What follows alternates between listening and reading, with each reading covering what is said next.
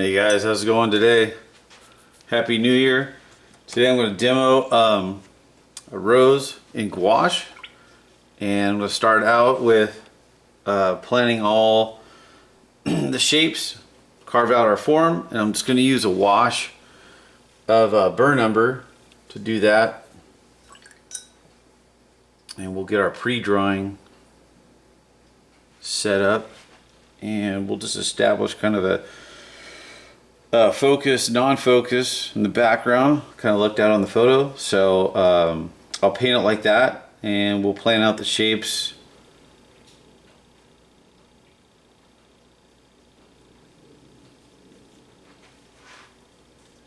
Kind of get an idea here of where everything is before we start getting into the heavy color.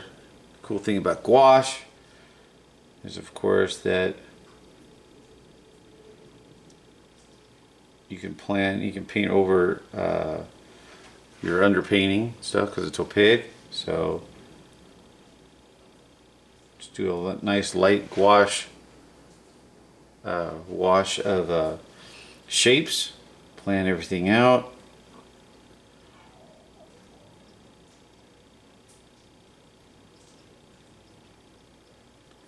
Everything about painting and drawing is really based around shapes, and if you can establish shapes, plan those things out, then really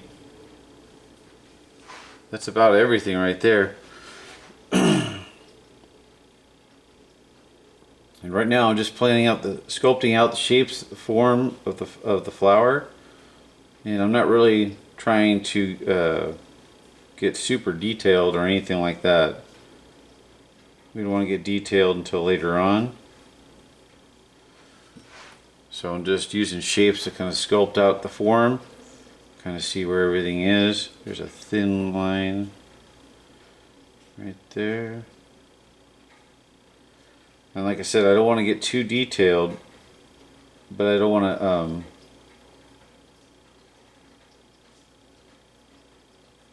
ignore shapes either.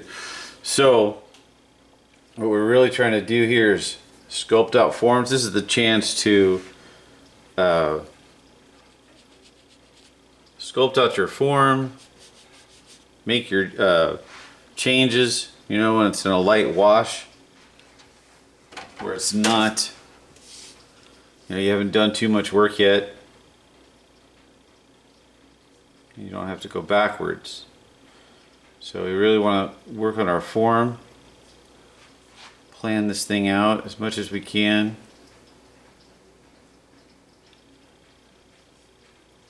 Now if you aren't into, if your drawing skills aren't too strong and you are worried about that kind of stuff, you can do a trace and transfer kind of thing. I'm not going to do that on this demo, but on another ones I'll demonstrate that so you guys can understand that. But basically taking tracing paper and using it to plan out the shapes, which is what I'm doing right now, and then transferring it to the watercolor paper instead of trying to freehand it all.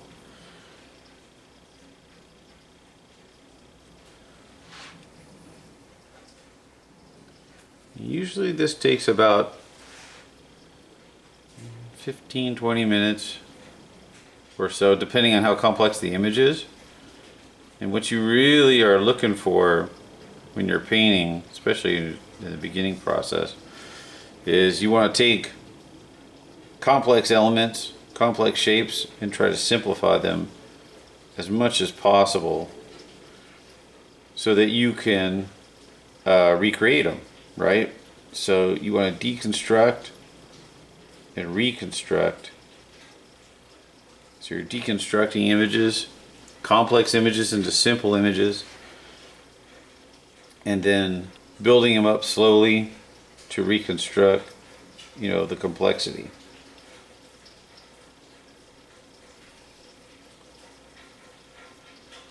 I'll try to stay as light possible.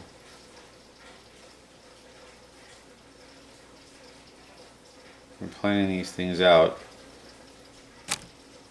But luckily you're working in gouache, so I mean, it dries quick, reactivates. You're not going to have too many problems like covering up or lifting things off the paper if you mess up. It's kind of the advantage of gouache, I think. Flexibility. A lot of people, I remember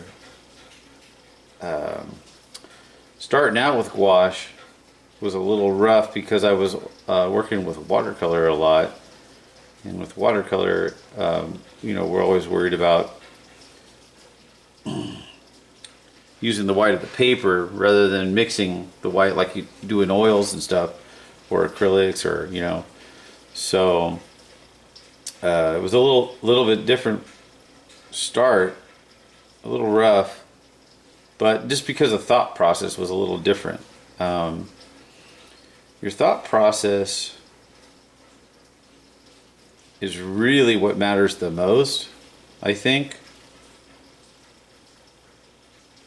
Like how you problem solve, how you see things, how you construct forms, and you know, and when you're trying to figure something out, you have to simplify it so that you can digest it really, so your brain can kind of figure out what's going on, and then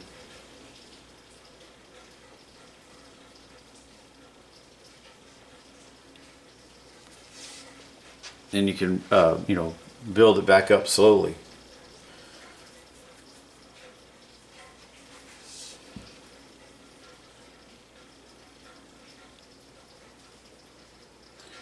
And the more you practice that kind of thought process, the faster you will get at it. The more paintings you do, the faster you'll get at it.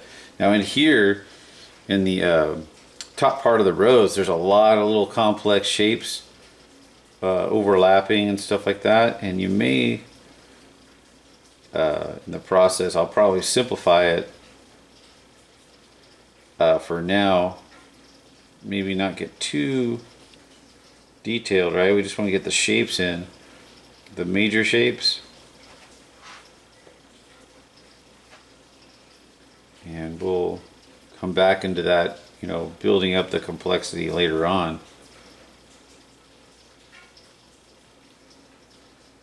And what I mean by that is, don't try to shade and render at this point, right? In the beginning, like don't get caught up in it.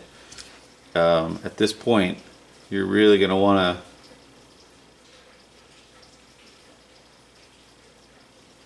stay simple as much as possible. And then after you get the form in, so right now we pretty much have the shape of the rose. We want to start looking at colors and shadows, right? So we'll kind of basically bookmark these things and say like, okay, well, where are the colors changing? They change from red to pink. There's a lot of different little reds in here on this rose, and then they change on the flip side, on the sunny side. They change to like a yellow, and then there's a red, yellow and white mixed in with a red, and there's a shadow area, and we will detail like really at the end, but there's a whole bunch of different little places in here where the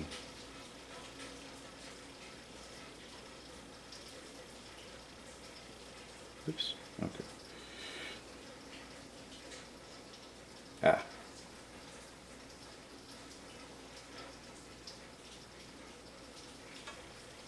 Where things the petals overlap and they curve. They create these interesting, really interesting shapes. A lot of people like to paint flowers, I think, because they got a lot of dynamics in them, a lot of turning shapes.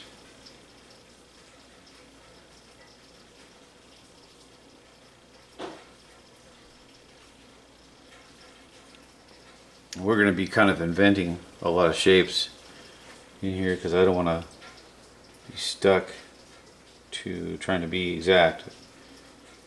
More like design shapes. I'm going to try to build that stuff up. It has some really bright colors, so it'll be pretty fun.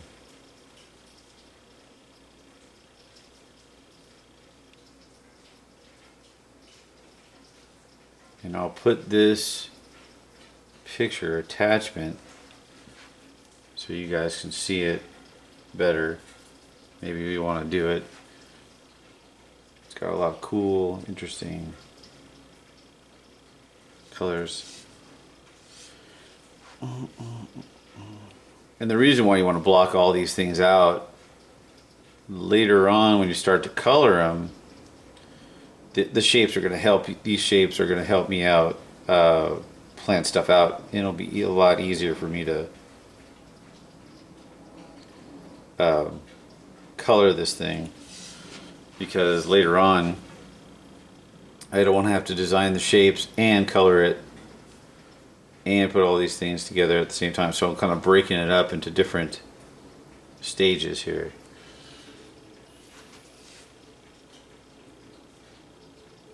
Yeah, that's pretty good.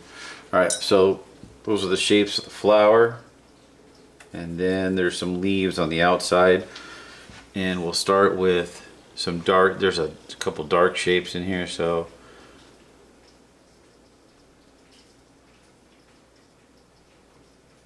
and I'm using this stick. This is just a dowel stick, costs like $2 at Walmart. So it's not anything really expensive or anything like that, and it's pretty good. It's about 3 feet, 4 feet. So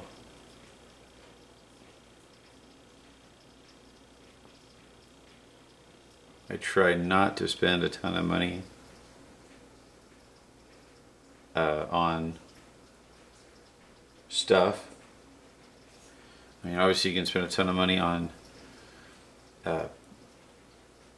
paint brushes and paper. I think are the places where I would put your money if you're going to put money somewhere in your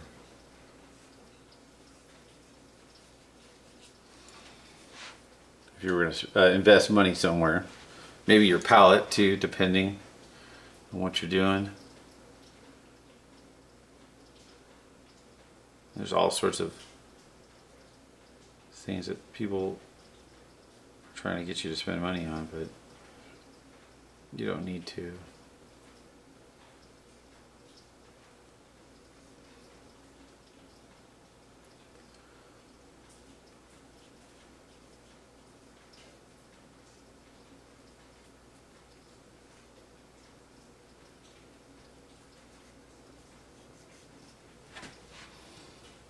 There's a nice big cast shadow on this leaf right here. A darker green.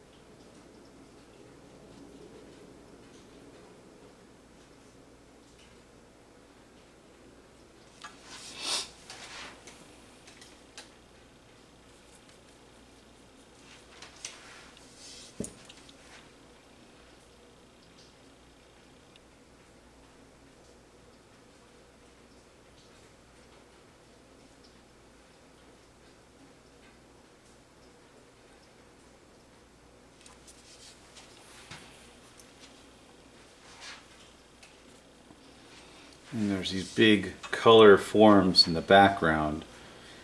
So areas of light green, dark green, kind of a blue green, and they're all out of focus, and I'm going to paint them out of focus so I can kind of show you how to, and then I want to paint the flower in focus.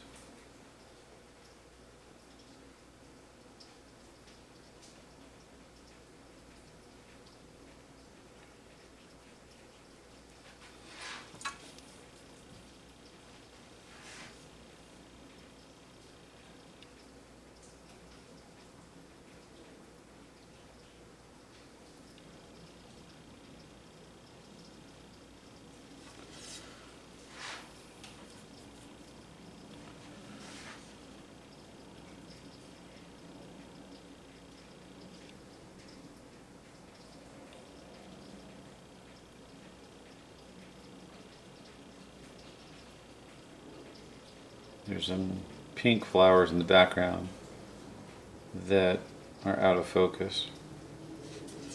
I'll throw that in there as well.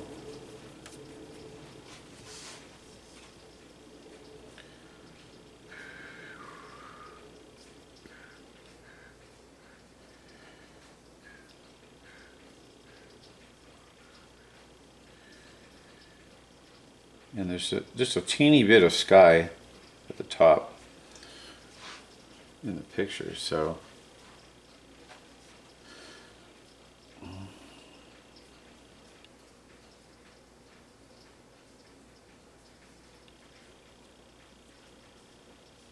know, capture a little bit more of that, but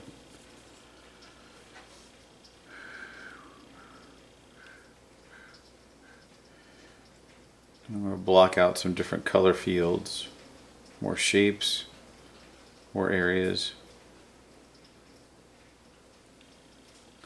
So the more you plan in the early stage of the painting, the better it's going to be later on.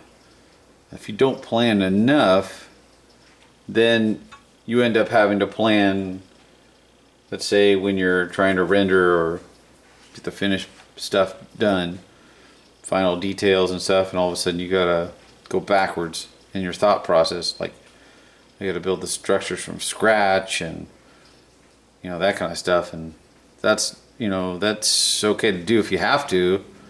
If something comes up, and, you know, an emergency, or, but for the most part, you want to try to plan this stuff out in advance so that, you know, it's easier later on. So a lot of this stage part is really the thought process, like really kind of, it's the game plan basically. And when you guys have the time,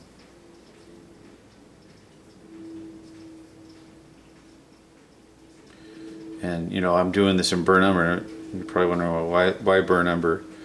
Burn number is kind of a neutral between the warm and the cool, and it blends in really well. Like, there's a whole bunch of green atmosphere stuff in the background right now, so it will just blend in basically. It won't be that hard to work into the final painting.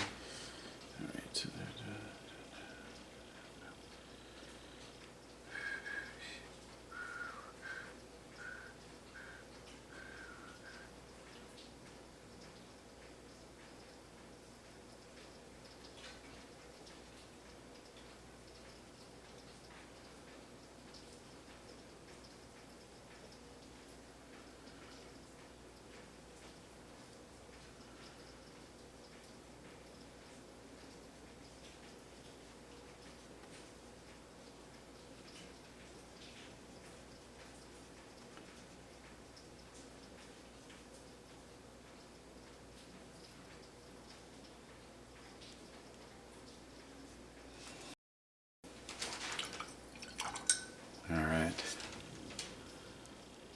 I will do a nice little light wash up here. There's some clouds. And I'll paint, you know, I'm going to paint over that anyway. Some clouds poking through the trees.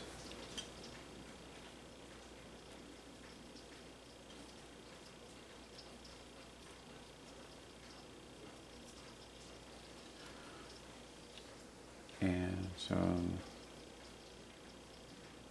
grays.